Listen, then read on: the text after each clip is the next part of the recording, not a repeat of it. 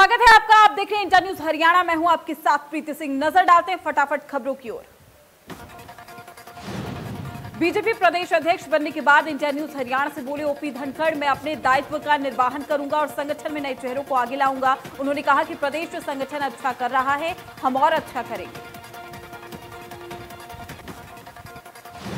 OP Dhankhar ने कहा है कि टीम के साथ मिलकर संगठन को आगे बढ़ाएंगे। उन्होंने कहा कि बीजेपी संगठन महामंत्रियों की आज बैठक है जिसमें संगठनात्मक ढांचे पर चर्चा की जाएगी।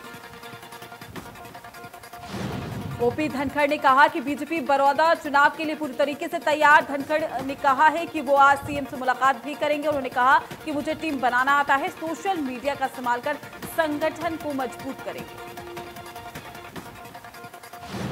नेता विपक्ष भूपेंद्र सिंह हुड्डा ने बीजेपी प्रदेश अध्यक्ष ओपी धनखड़ के बहाने पार्टी की नीतियों पर निशाना साधा। हुड्डा ने ओपी धनखड़ की ताजपोशी पर बोलते हुए कहा कि व्यक्ति के बदलने से नहीं, नीति बदलने से परिवर्तन आता है। पूर्व सीएम भूपेंद्र हुड्डा ने इंडिया न्यूज हरियाणा से बात करते हुए कहा कि बड़ौदा उपचुनाव में कांग्रेस की ही जीत होगी। उन्होंने कहा कि गठबंधन सरकार से हर वर्ग परेशान है।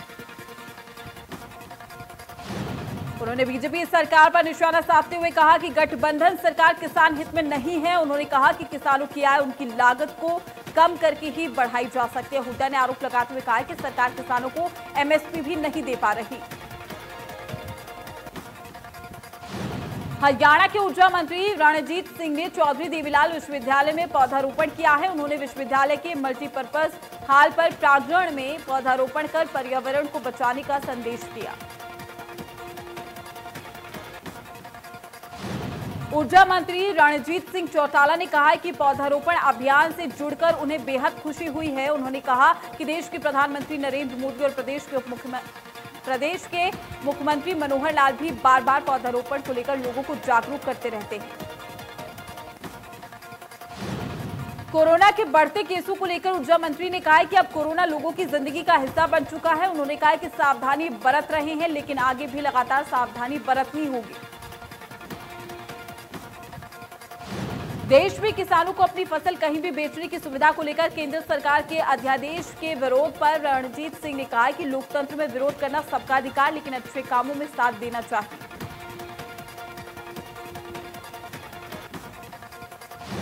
किसान विरोधी अध्यादेश को लेकर भारतीय किसान यूनियन ने कुरुक्षेत्र के शाहबाद मारकंडा में प्रदर्शन किया है और किसान नेता गुरनाम सिंह की मौजूदगी में किसानों ने ट्रैक्टरों पर काले झंडे बांधकर रोष प्रदर्शन किया। किसान यूनियन के बुलावे पर हरियाणा, पंजाब, राजस्थान में किसान प्रदर्शन कर रहे हैं। किसानों का कहना है कि केंद्र सरकार के 3 अध्यादेश उनके खिलाफ है, जो किसानों को नहीं आढ़तियों को फायदा पहुंचाने के लिए लाए गए। भारतीय किसान यूनियन के प्रदेश अध्यक्ष गुरनाम सिंह ने कहा है कि प्रदर्शन के दौरान कोरोना को लेकर जारी गाइडलाइन का पूरी तरीके से पालन कर रहे हैं। पिछले लंबे समय से सरकार और आढ़तियों के बीच में किसानों की फसल की बिक्री सीधे तौर पर करवाने को लेकर विवाद चल रहा है। इस विवाद में अब किसानों ने भी सरकार के खिलाफ मोर्चा खोल दिया है। जाखल अनाज मंडी में आढ़तियों ने सरकार के खिलाफ प्रदर्शन किया। बैठक में मौजूद आढ़तियों ने प्रदेश सरकार के खिलाफ नारेबाजी की। सभी आढ़तियों ने भारतीय किसान यूनियन को समर्थन दिए जाने का ऐलान किया। आढ़तियों ने कहा है कि आढ़ती और किसानों के पुराने रिश्तों को सरकार तोड़ना चाहती है। उन्होंने बताया कि सरकार 10,000 से ज्यादा आढ़तियों को, लाखों मजदूरों और अन्य लोगों को बेरोजगार करना चाहती है। करनाल में आढ़तियों और किसानों ने अपने ट्रैक्टर पर काले झंडे लगाकर प्रदर्शन किया। सरकार के जारी किए गए 3 अध्यादेश के खिलाफ किसान और आढ़तियों का ये प्रदर्शन जारी है। किसानों के मुताबिक सरकार ने अध्यादेश के जरिए व्यवस्था दी है, व्यापारी मंडी की जगह कहीं बाहर से फसल खरीद सकता है, जिसको लेकर आढ़तियों ने कहा है कि इससे 6.5% टैक्स भी बचेगा। व्यापारी मंडी से अनाज नहीं खरीदेंगे तो मंडी खत्म हो जाएगी। उन्होंने कहा कि ये तीनों अध्यादेश भारत के करोड़ों किसान, मजदूर, आढ़ती, मुनीम परिवारों को बर्बाद कर देंगे। वहीं दूसरी तरफ केंद्र सरकार न्यूनतम समर्थन मूल्य पर खरीद बंद करके किसानों का शोषण करने में लगी हुई है। उन्होंने कहा कि अगर सरकार ने एमएसपी पर खरीद बंद कर दी तो खेती किसानों के साथ साथ देश की खाद्यान्न सुरक्षा भी बड़े संकट में फंस जाएगी। मंडी आढ़तियों ने भी किसान संगठनों का समर्थन कर दिया। फतेहाबाद के लघु सचिवालय में किसान और व्यापारी ट्रैक्टर लेकर पहुंचे। उन्होंने सरकार के लाए गए अध्यादेश के विरोध में जिला प्रशासन को मुख्यमंत्री के नाम ज्ञापन सौंपा। इस दौरान किसानों ने अनिश्चितकालीन हड़ताल की चेतावनी दी। प्रदर्शन कर रहे किसानों ने कहा कि सरकार ने अपने फैसले वापस नहीं लिए तो अनिश्चितकालीन हड़ताल पर चले जाएंगे। वहीं आढ़तियों ने यह भी कहा कि मंडी के बाहर कंपनियों को खरीद की इजाजत देने से मंडी का ढांचा टूट जाएगा। हरियाणा के कई जिलों में किसानों आढ़तियों ने केंद्र सरकार के खिलाफ प्रदर्शन किया है। यमुनानगर में भी ट्रैक्टर पर सवार होकर किसान अनाज मंडी पहुंचे। सरकार विरोधी नारेबाजी की गई। किसानों का आरोप है कि सरकार अध्यादेश लाकर अनाज मंडियों को खत्म करना चाहती है, बड़े घरानों को फायदा पहुंचाना चाहती है, जिसको लेकर भी कीमत पर सहन नहीं किया जाएगा। किसान नेताओं ने कहा कि अगर सरकार ने यह अध्यादेश वापस नहीं लिया तो किसान आंदोलन उग्र रूप धारण कर सकता है। उन्होंने बताया कि 30 जुलाई को कैथल के गुरुद्वारा में किसान महापंचायत होगी, जिसमें अगला फैसला लिया जाएगा। पृथला से विधायक नयनपाल रावत ने कहा कि पिछली सरकारों में नौकरियां दलालों और पैसे के जरिए बढ़ जाती थी, लेकिन मनोहर लाल सरकार ने पारदर्शिता के साथ पिछले 5 साल के दौरान लगभग 80,000 नौकरियां देने का काम किया। जलहाका गांव में शमशान घाट के रास्ते का उद्घाटन करने के लिए पहुंचे नयनपाल रावत ने कहा कि किसी गरीब का बेटा जो टेस्ट पास करने की क्षमता रखता हो, ऐसे बच्चों को पारदर्शिता के साथ नौकरी दी गई है, जबकि पिछली सरकारों में ये नौकरियां बेची जाती थी। रावत ने कहा है कि वेयरहाउस को फायदे में लाने के लिए उन्होंने योजना तैयार की है, जिसमें कोई भी किसान या अन्य व्यक्ति अपनी जमीन देकर गोदाम बनवाएगा तो उससे जो भी आमदनी होगी उसका 70% वेयरहाउस कारपोरेशन को लेगा और साथ ही 30% जमीन मालिक के हाथों जाएगा। रोटरी क्लब ऑफ फरीदाबाद आयोजित रक्तदान शिविर में विधायक नरेंद्र गुप्ता पहुंचे। उन्होंने लोगों से ज्यादा रक्तदान करने की अपील की। विधायक ने कोरोना वायरस जैसी महामारी से लड़ने के लिए प्लाज्मा दान करने की अपील। विधायक नरेंद्र गुप्ता ने कहा कि प्लाज्मा दान करने वाले हर कोरोना वॉरियर्स को प्रशासन सम्मानित करेगा और इसकी घोषणा हरियाणा के मुख्यमंत्री मनोहर लाल पहले ही कर चुके हैं।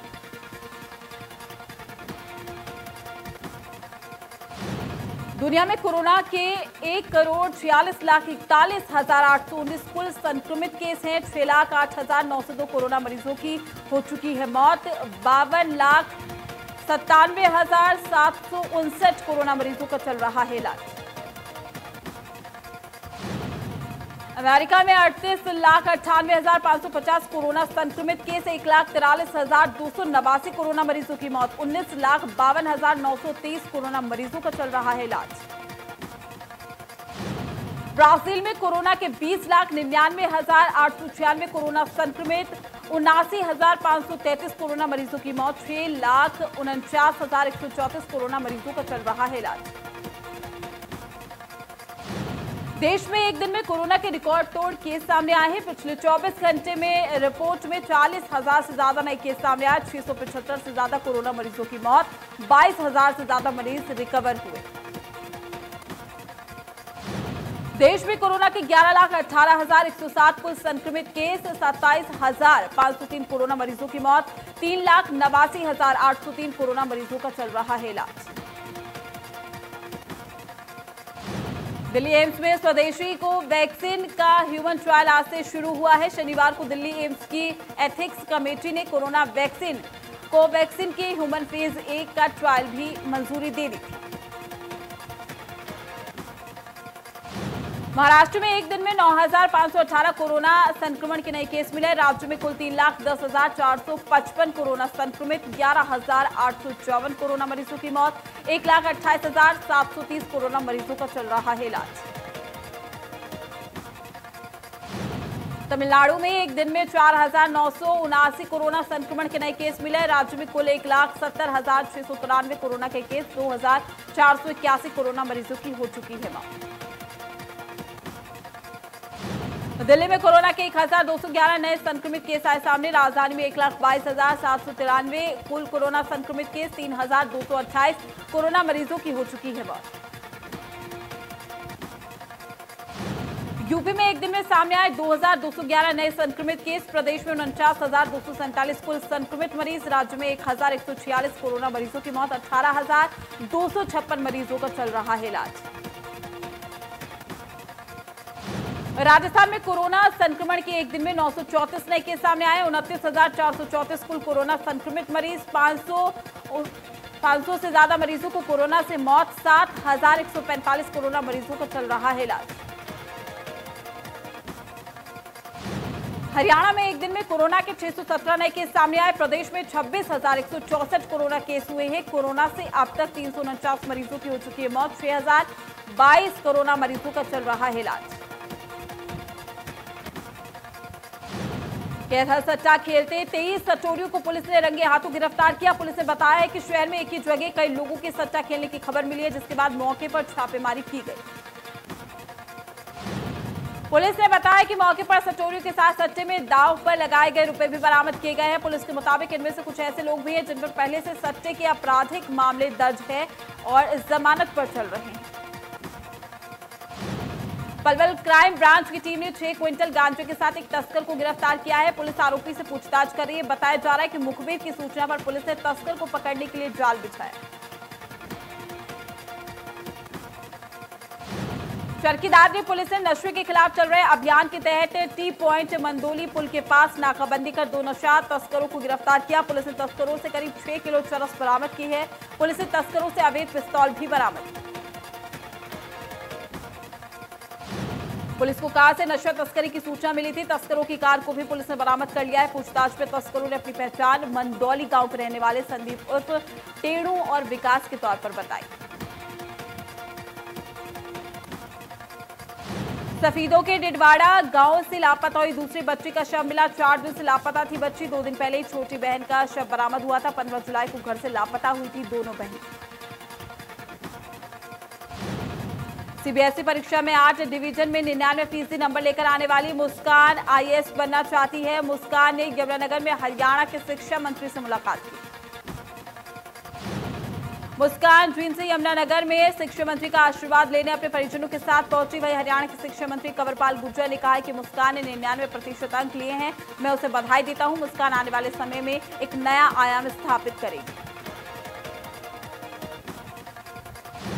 हरियाणा पुलिस और जेल वार्डन की ड्यूटी में तैनात कर्मचारियों के लिए बड़ी खबर है। दरअसल अब ऐसे कर्मचारियों की यात्रा आसान हो जाएगी। इस यात्रा को आसान करने का काम करेगी हरियाणा रोडवेज।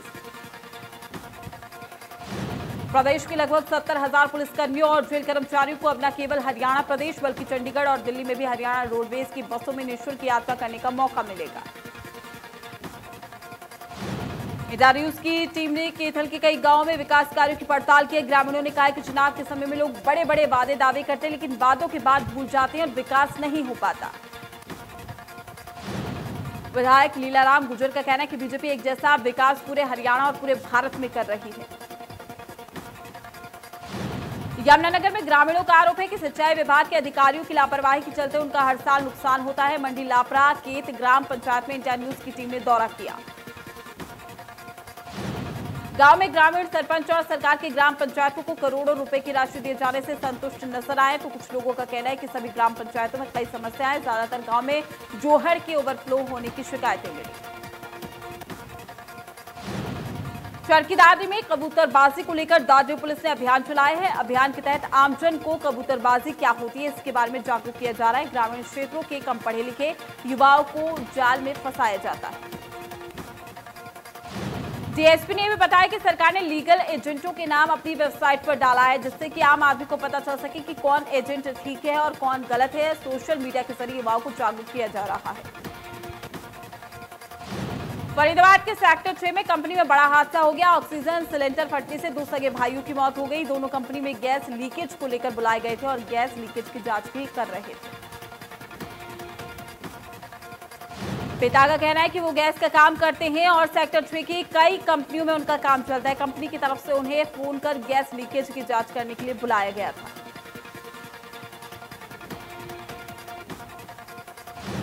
चरखीदादरी में कोरोना संक्रमण के 5 नए केस मिले हैं। जिले में अब तक कुल 113 कोरोना संक्रमित मिले हैं। 32 मरीजों का अस्पताल में इलाज चल रहा है। 80 से ज्यादा लोग ठीक हो चुके हैं। दादरी स्वास्थ्य विभाग के मुताबिक 1,570 लोग सर्विलांस का समय पूरा कर चुके हैं। 1,717 लोग होम क्वारंटाइन में है। 12 लोगों को अस्पताल के आइसोलेशन वार्ड में रखा गया है। 36 सैंपल की रिपोर्ट अभी आना बाकी। रेवाड़ी में कोरोना संक्रमित मरीजों का आंकड़ा 1000 के पार हो चुका है। बढ़ते संक्रमण के चलते जिला प्रशासन ने रेवाड़ी धरूहेड़ा नगर परिषद में आने वाले पूरे बाजार को 2 दिन के लिए बंद कर दिया। पूरे रेवाड़ी शहर को सैनिटाइज कराया गया है। नगर परिषद के कार्यकारी अधिकारी की माने तो सभी 31 वार्ड, बाजारों और संक्रमित क्षेत्रों को सैनिटाइज किया जा रहा है। नूंह जिले में पिछले 24 घंटे में 12 नए केस सामने आए हैं। फिरोजपुर झिरका में 7, ताबड़ू में 1, पुनहाना में 1, नगीना में 2 नए केस मिले। जिले में कोविड से 7 लोगों की अब तक मौत हो चुकी है।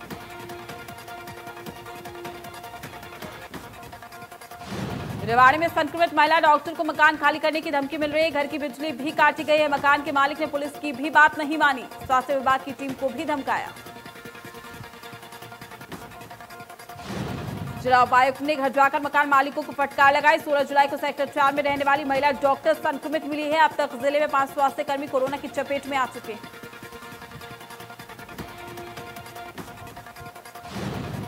सिरसा में कोरोना के 3 नए केस। जिले में कोरोना मरीजों की कुल संख्या 255 हो गई, जिसमें से 83 केस एक्टिव है और 7 मरीजों की रिपोर्ट नेगेटिव आने के बाद उन्हें अस्पताल से डिस्चार्ज किया गया। करनाल में जारी है कोरोना का कहर। जिले में फिर सामने आए कोरोना के 12 नए केस। प्रशासन की बड़ी चिंता है।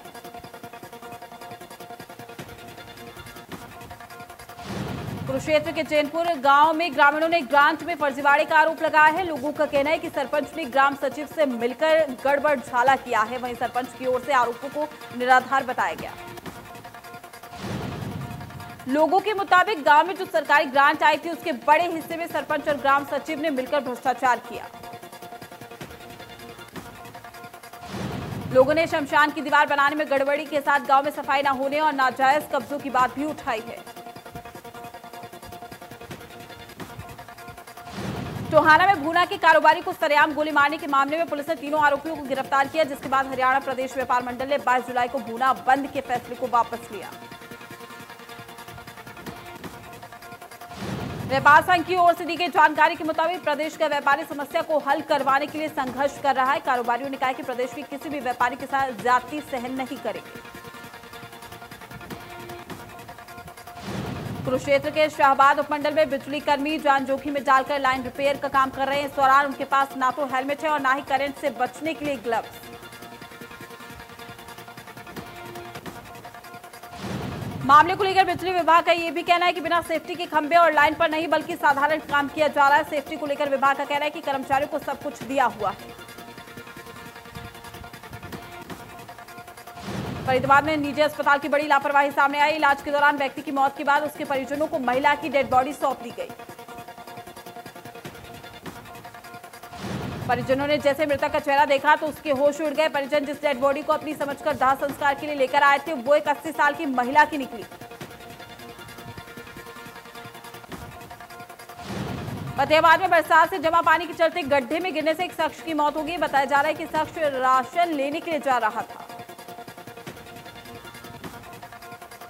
मृतक के परिवार वालों का कहना है कि बार बार कहने के बावजूद भी सड़क को ठीक नहीं किया गया है। वार्ड के लोगों ने हादसे के बाद रोड को ब्लॉक किया।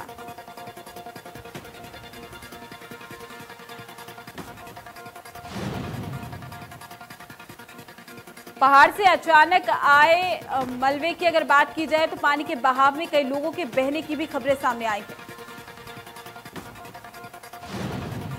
बादल फटने के बाद हुई तबाही से पिथौरागढ़ में 3 लोगों की मौत हो चुकी है और 9 लोग लापता बताए जा रहे हैं।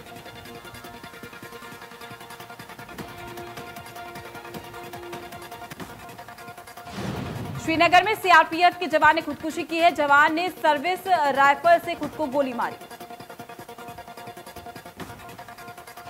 राजस्थान की राजनीति में वर्चस्व की जंग जारी है। विधानसभा अध्यक्ष सीपी जोशी के सचिन पायलट समेत 19 विधायकों को दल बदल के कानून के तहत दिए गए नोटिस पर हाईकोर्ट अपना फैसला सुना सकता है। पायलट और उनके समर्थक विधायकों को अदालत से राहत मिली हुई है और उनकी सदस्यता पर तलवार भी लटकी हुई है, चूंकि सीएम अशोक गहलोत ने इसके लिए बाकायदा सियासी गोटियां बिछा रखी। पायलट खेमे के विधायकों का यह भी कहना है कि उन्होंने पार्टी के खिलाफ कोई काम नहीं किया है, इसलिए उनके खिलाफ अनुशासन की कोई कार्रवाई वैध नहीं है।